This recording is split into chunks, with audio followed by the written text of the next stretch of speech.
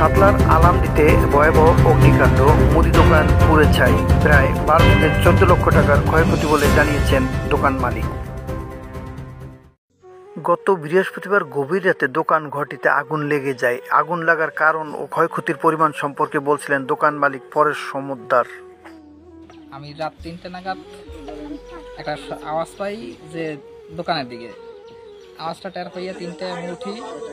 ওঠার পরে দেখি বলে আগুন, প্রচণ্ড আগুন, মানে আগুনের ভাব মনে করেন আমার তো অনেক টাকার মাল ছিল, যেটা পুড়িয়া প্রায় শেষের দিকে।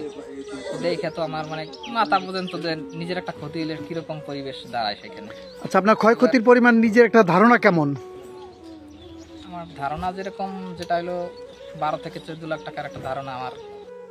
স্থানীয়দের সাথে কথা বলে জানা যায়, ঘটনার আগের দিনও দোকানটিতে 400 লিটার ডিজেল সহ কয়েকটি গ্যাস সিলিন্ডার তোলেন।